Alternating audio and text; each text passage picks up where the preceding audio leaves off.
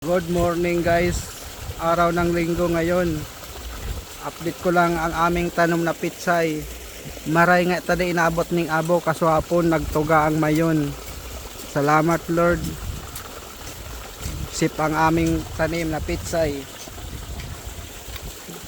Iwas sa abo ng mayon, volcano. Medyo saradit pa ang pitsay mi. Siguro mga June pa ang harvest nito.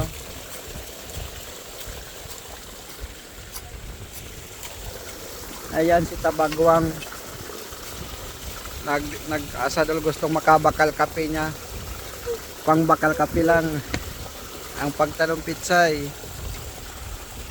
Ay, thank you Lord.